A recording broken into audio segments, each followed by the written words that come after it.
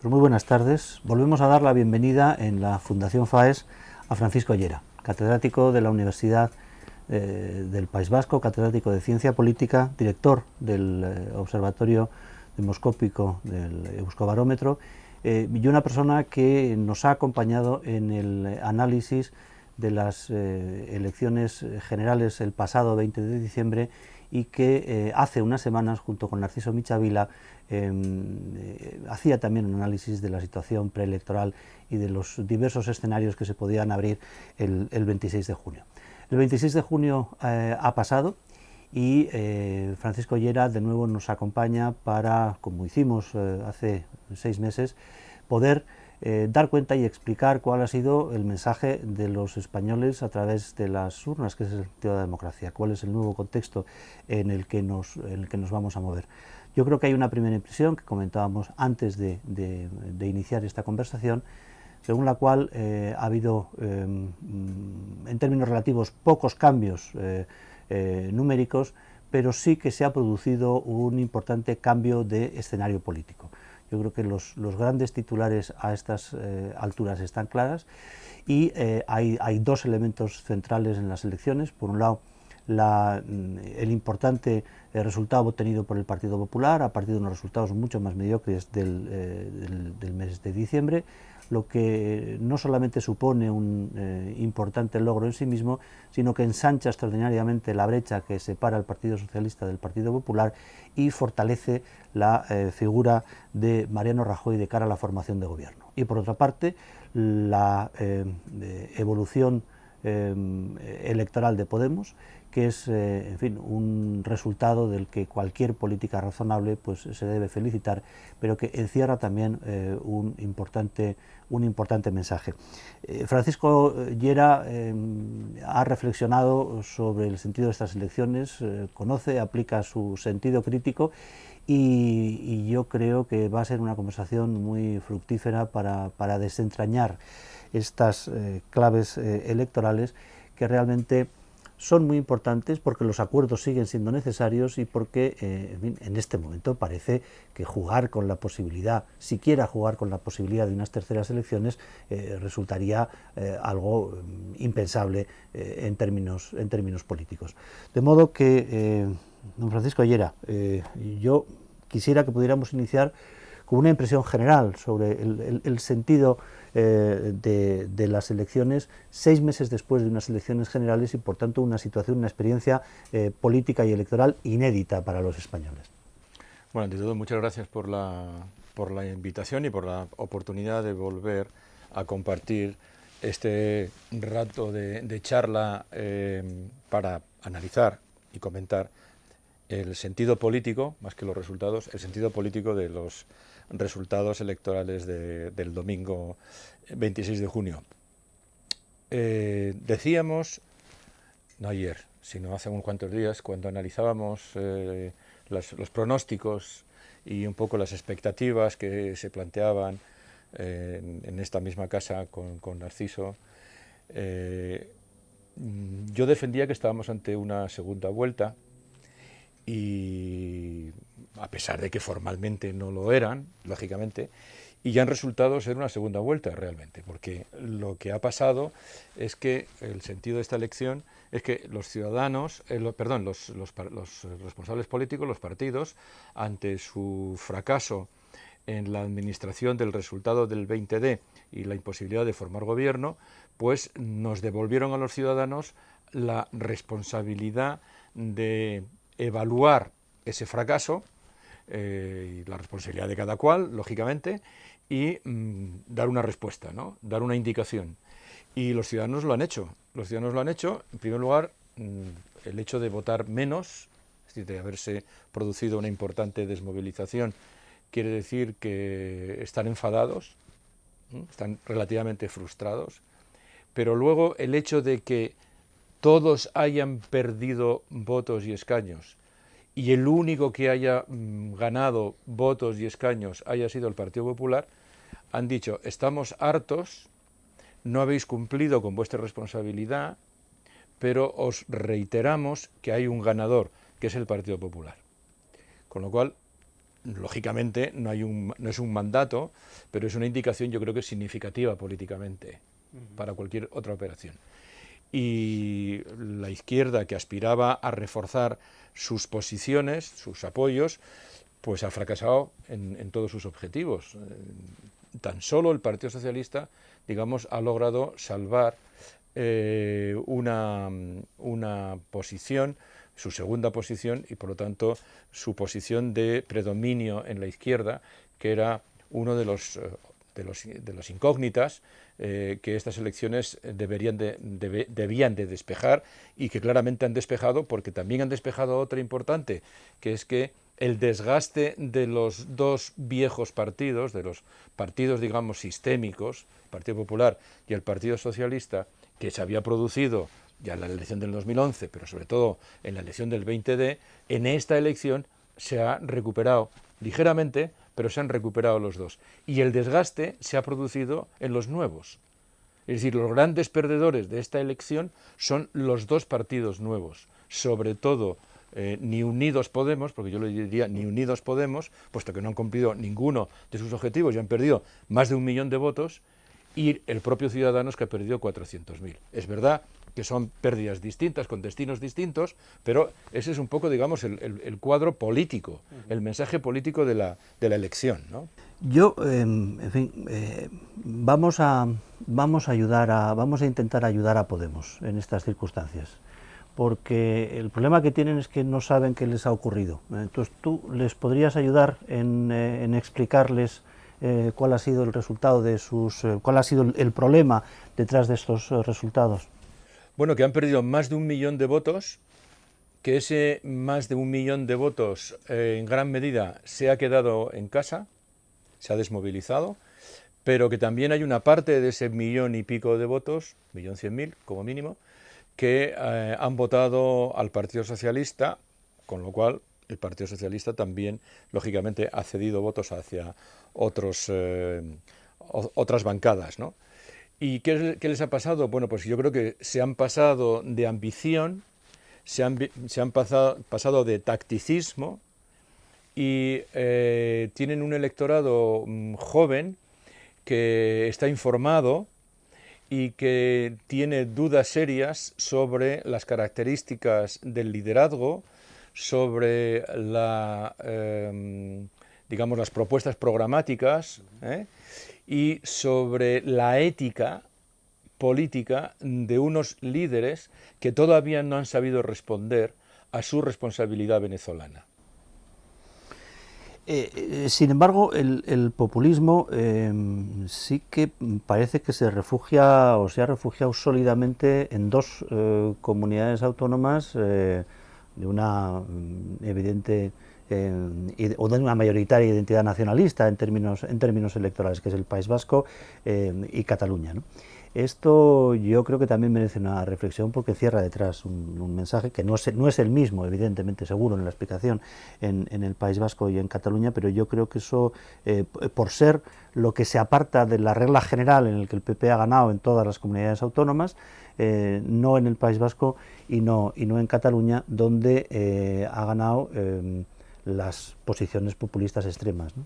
Sí, aunque el PP ha mejorado sus resultados tanto en Cataluña como en el País Vasco. También, hay que decirlo.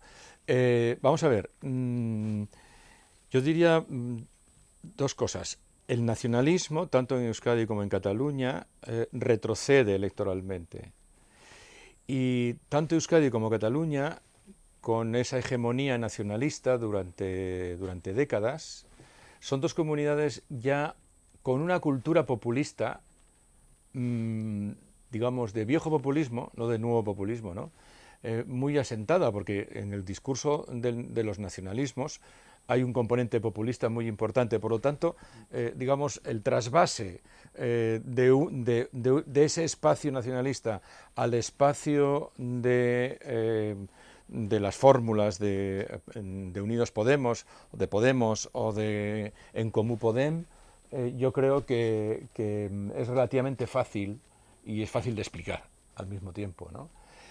porque ahí predomina el rechazo, digamos, no olvidemos el rechazo a lo español y el rechazo, digamos, a los dos grandes partidos españoles, que son el Partido Socialista y el Partido Popular, o el Partido Popular y el Partido Socialista, ¿no? No, es evidente que el nacionalismo, y el nacionalismo radicalizado además, cultiva una cultura política antisistema. Sí, que exacto. Hay un componente entre antisistema, populista, etcétera, etcétera. Y entonces, bueno, pues esta opción nueva les ha facilitado el trasiego de voto de ellos a Unidos Podemos y a En Comú Podem, ¿no? En esta segunda vuelta, que como tú sostienes ha funcionado como tal, las transferencias o las aportaciones de voto al Partido Popular, ¿dónde las situarías? Bueno, yo creo que en primer lugar el Partido Popular ha logrado movilizar una parte, habrá que saber la proporción exactamente, ¿no? Una parte del voto que se le había desmovilizado y no había ido a ninguna otra opción, el 20D, en primer lugar. Por lo tanto, ha recuperado parte del voto desmovilizado, lo cual ya es importante. Parte de sus abstencionistas. Exactamente. En segundo lugar, yo creo que el mensaje de voto útil ha calado y se ha llevado una parte del castigo a la operación de Ciudadanos atándose al Partido Socialista.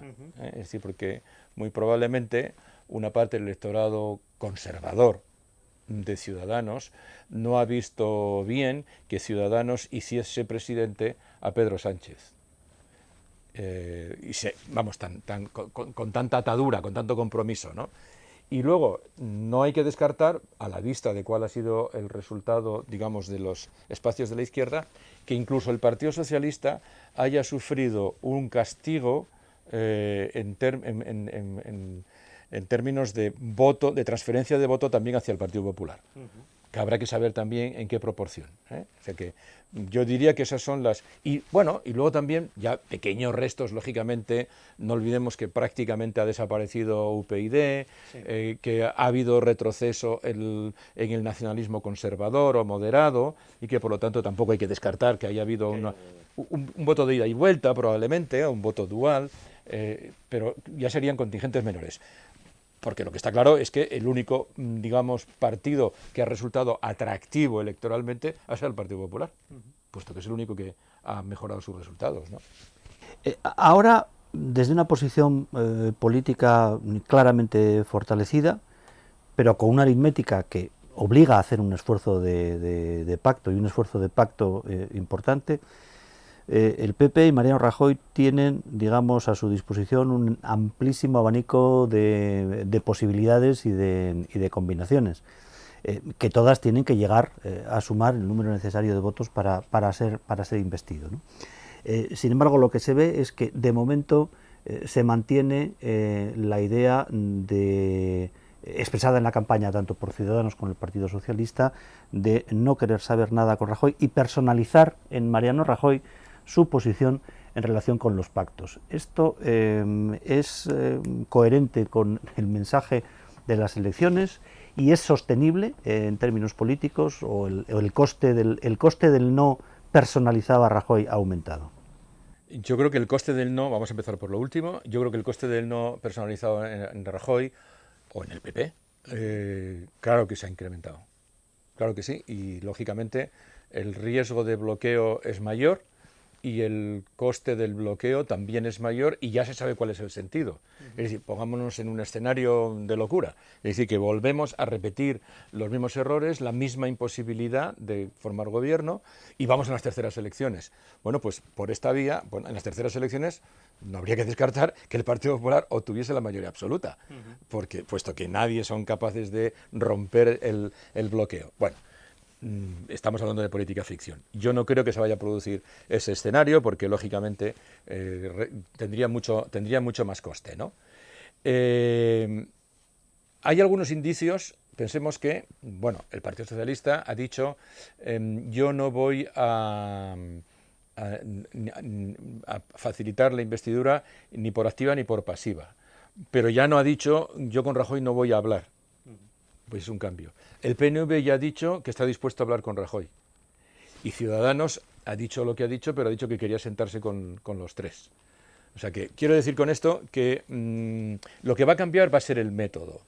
Yo creo que ahora el Partido Popular y Mariano Rajoy están en una posición lógicamente reforzada y deberían de empezar a plantear una agenda. Es decir, ahora la discusión está en la agenda, porque yo creo que empezar por el liderazgo, por la formación de gobierno como tal, yo creo que sería un error. Yo creo que todos van a tener que aparcar la cuestión de los liderazgos porque ninguno está en una posición fuerte. No está fuerte el liderazgo del Partido Socialista. Habrá que ver qué es lo que pasa en el interior del partido. Tampoco creo que esté muy para tirar cohetes Albert Rivera. Sin embargo, el que sí está fuerte es Mariano Rajoy, a pesar de todos los pesares, ¿no? Quiero decir con esto que el tema del liderazgo van a tener que aparcarlo y van a tener que llegar a la conclusión, es lo más fácil. Es decir, esto es una cuestión de cada partido y cada partido verá sus tiempos y sus problemas internos. Lo que tenemos encima de la mesa es una agenda política, que es la que tenemos que discutir. ¿Cuáles son las prioridades del país y en qué nos podemos poner de acuerdo, si es que nos podemos poner de acuerdo en algo, para poder, digamos, organizar la gobernabilidad del país? Y yo creo que es lo que hay, es decir, que es muy improbable que se atrevan, digamos, a impedir esa posibilidad. Yo creo que además cada día que pase empezarán a incrementarse las voces, incluso en el Partido Socialista, que es quien tiene la clave de que, señores, lo que nos toca es ir a la oposición y facilitar la gobernabilidad del país y compartir con responsabilidad lo que nos toque de esa gobernabilidad, aunque sea desde la oposición. Bueno, ahí vamos, porque lo que tú estás planteando de una agenda, cambiar la metodología, por una agenda que necesariamente tendría que ser limitada, pero muy importante, sugiere un acuerdo que desde luego tendría que ir más allá de la simple abstención para que el Partido Popular pudiera tener un gobierno presidido por Rajoy con 137 escaños, ¿no? Y eso yo creo que en este momento dentro del Partido Socialista, por lo que parece, se contempla como un dilema. Es decir, si apoyamos al PP quedamos inhabilitados para, en fin, seguir recuperando espacio político, recuperar espacio político dentro de la izquierda, y por el contrario, si no lo hacemos, yo creo que esa percepción expresada ya por algunos dirigentes regionales del Partido Socialista es muy clara de que el verse de nuevo visto como un obstáculo elevaría extraordinariamente el coste político que el Partido Socialista pagaría. Este no es un dilema fácil, internamente fácil de resolver, ¿no? Bueno, realmente es el mismo dilema que teníamos el 20D agravado. Simplemente ha resuelto una incógnita y un riesgo, que es marcar distancia con Unidos Podemos, porque ni unidos han podido, ¿no?, con ellos, pero nada más. Es decir, que todo lo demás, para la posición del Partido Socialista, es más débil, y para el propio liderazgo interno. Y ya han empezado las voces, sobre todo regionales, importantes. Es decir, allí donde el Partido Socialista, digamos, tiene su granero más importante, que son Andalucía y Extremadura. Y ya han dicho lo que han dicho, ¿no? Es verdad que la formación de un gobierno, aunque sea en minoría, admite muchas fórmulas, hay una gran variedad. Es decir, lo que importa es la investidura inicialmente, pero luego hay que gobernar, lógicamente. Y para gobernar, como hemos visto, conocemos bien Euskadi, y la mayoría de los gobiernos en Euskadi han sido gobiernos en minoría. Y no les han impedido esa minoría poder gobernar, por ejemplo, ¿no? Es decir, que depende luego de la capacidad de negociación, de acuerdo puntual, presupuestario, de medio de legislatura, en fin, las fórmulas son variadas. Y también no olvidemos que, bueno, esa minoría mayoritaria puede ir ampliándose con acuerdos, si no con todos los que le den la mayoría absoluta, al menos inicialmente con alguna fuerza más. Es decir, que esto es lo que esperemos que se vaya produciendo en las próximas semanas, ¿no? Es decir, que a tu juicio es fácil, pero es que yo entiendo que no hay otra fórmula. Es decir, que a tu juicio no hay que asumir necesariamente que un gobierno en minoría tiene que ser un gobierno breve, como se dice. No necesariamente. No necesariamente, porque lo hemos vivido en otros sitios. Es verdad que no es lo mismo el gobierno de una comunidad autónoma que el gobierno del Estado, no cabe ninguna duda. Pero, bueno, un gobierno que no dure 4 años de legislatura, que dure 3, tampoco es una cuestión grave. Es decir, que, vamos a ver, estamos acostumbrados en España a que la durabilidad media de nuestros gobiernos estaban al nivel de los del Reino Unido y no al nivel de la media europea. Es decir que, bueno, si tenemos que rebajar nuestra durabilidad media al nivel de la media de, de los países de la Unión Europea que gobiernan en coalición, pues no sería ningún drama ni ninguna cosa extraña, sino que, digamos, habríamos, en primer lugar, salvar una etapa complicada desde el punto de vista de la estabilidad económica y de la recuperación económica del país, y de la estabilidad social también, y que ya no es poco. Y a lo mejor, bueno, pues si logramos encarrilar estos problemas, porque tenemos una agenda económica importante, tenemos una agenda social importante, tenemos una agenda fiscal importante, tenemos una agenda territorial importante y tenemos una agenda de reformas institucionales importantes. Y por lo tanto, tenemos para años, y yo diría incluso para legislaturas. Es europeo muy complicado, ¿no? Exactamente. Entonces, es cuestión de que, y luego, bueno, lo que nos ha sobrevenido con el tema del Brexit, que sin duda ha tenido impacto también en el resultado electoral.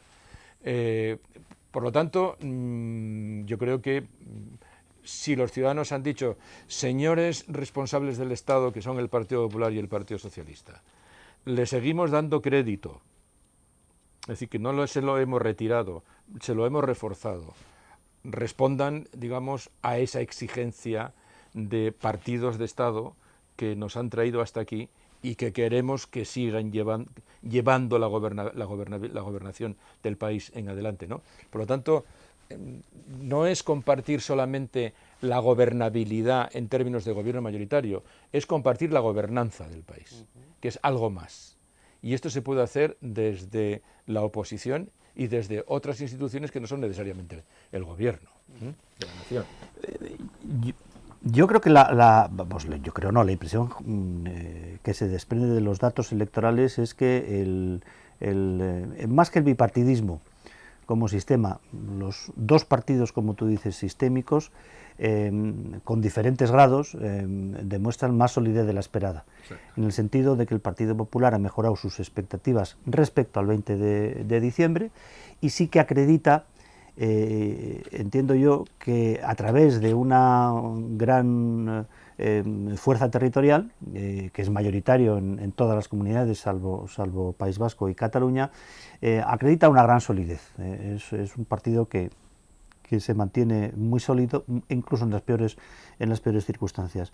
Y por otra parte, el Partido Socialista ha conjurado efectivamente el riesgo del famoso sorpaso. ¿Hasta dónde crees tú que podría llegar este proceso de un cierto restablecimiento, primero de los dos partidos como partidos que han reafirmado su condición de sistémicos, y después de los dos partidos como los polos de una cierta recuperación del bipartidismo? Digo esto porque en este momento, con la diferencia que hay en porcentaje de votos y en escaños entre el Partido Popular y el Partido Socialista, en fin, no se puede hablar como tal de una tendencia a la recuperación del bipartidismo, en el sentido que el Partido Socialista está muy lejos de ser alternativa. Bueno, vamos a ver. Yo creo que hay un dato muy importante. El Partido Popular gana y refuerza su victoria en más de 40 de las 52 circunscripciones.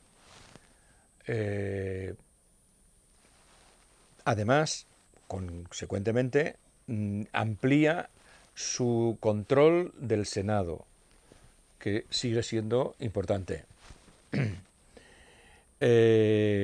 Los dos partidos nuevos, a la primera de cambio y ante, digamos, su incapacidad a juicio de sus votantes, no a juicio de los demás, a juicio de sus votantes, para responder a las expectativas, pierden 1/3 del electorado en solo 6 meses.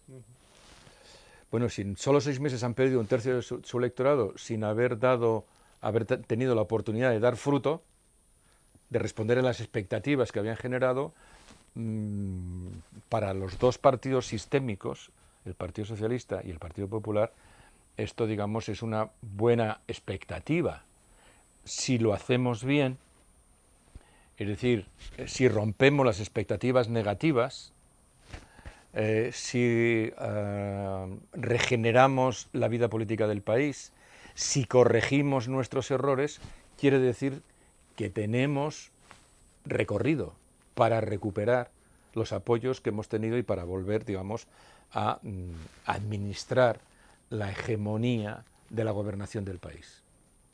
Yo creo que eso está claro en este resultado electoral tan rápido, porque claro, perder un tercio del electorado, los dos partidos nuevos, sin que haya habido ningún cambio significativo de nada, pues ya es muy importante. Tiene algo de burbuja. Exactamente, yo creo que sí.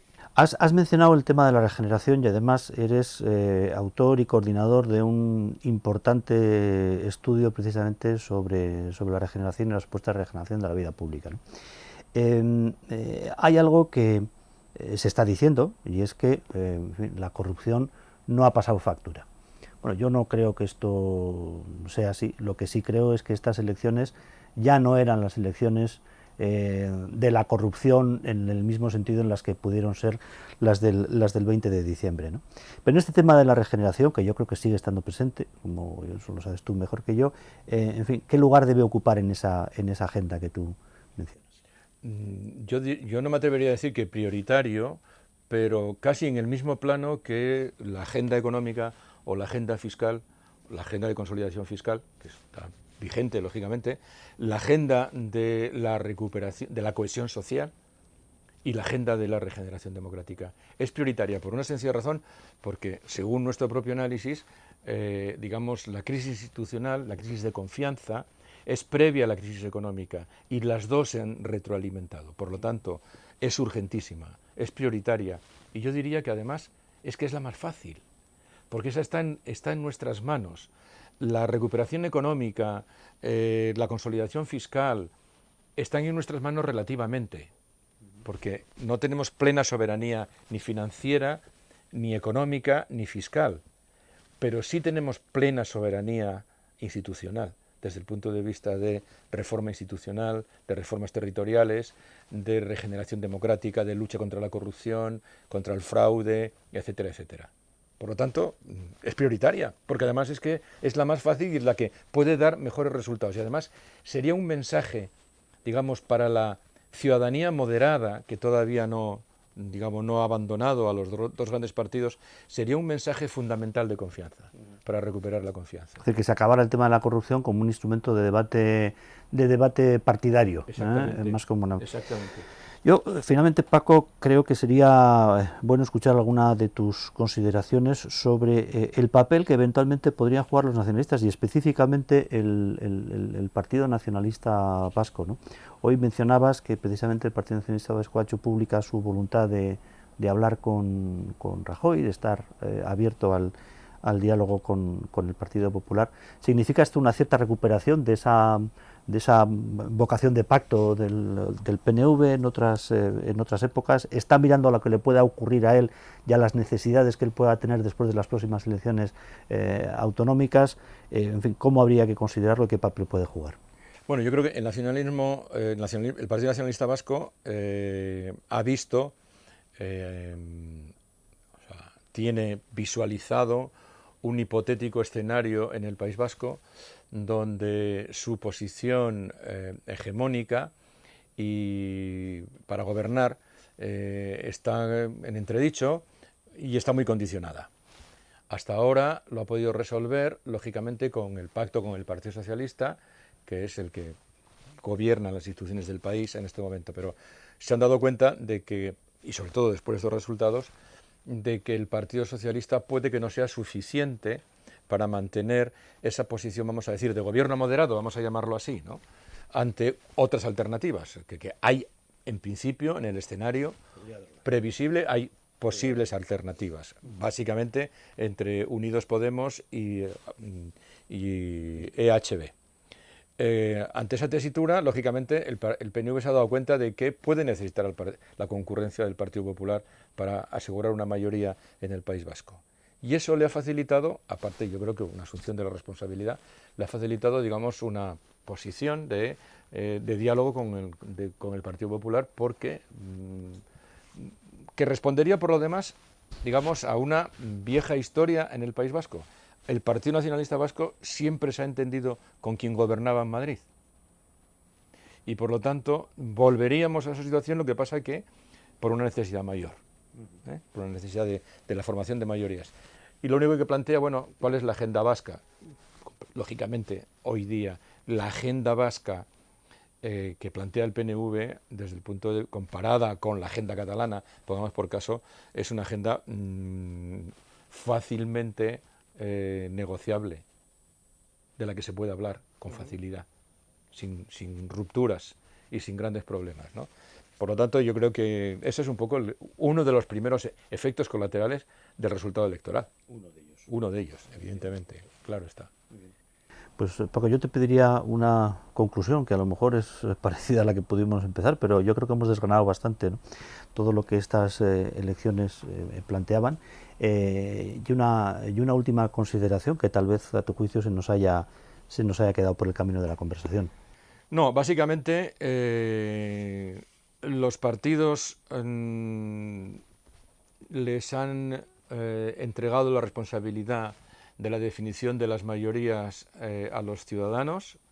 Los ciudadanos le han devuelto la pelota a los partidos diciendo que la responsabilidad es suya, pero que ha habido un ganador y que el ganador ha sido antes y ahora el Partido Popular, con ese reforzamiento que se ha producido en esta elección. Y por lo tanto, con una indicación, yo creo que las urnas en esta ocasión han dado, si cabe, un mensaje más claro que el que habían dado en las elecciones del 20 de diciembre. Y por lo tanto, ahora, digamos, no cabe más prórroga. No va a haber una segunda prórroga. Es el momento, obviamente, de rebajar las líneas rojas y los vetos para facilitar la gobernanza del país. Muchas gracias, Paco. Yo lo que estoy convencido es que te volveremos a tener en esta casa, pero no para hablar de las terceras elecciones, lo cual será un buen síntoma de que todas estas consideraciones que has apuntado sobre la futura gobernabilidad y la gobernanza, que creo que son dos conceptos importantes que has puesto sobre la mesa, pues al final se han cumplido. Yo te diría que incluso aunque se cumplieran de manera aproximada, creo que nos podríamos dar por satisfechos con los resultados electorales y con lo que tiene que salir a partir de ahí en un país que tiene que afrontar una situación complicada, pero que eso precisamente hace más exigible un acuerdo para la formación de gobierno. Muchas gracias. A vosotros.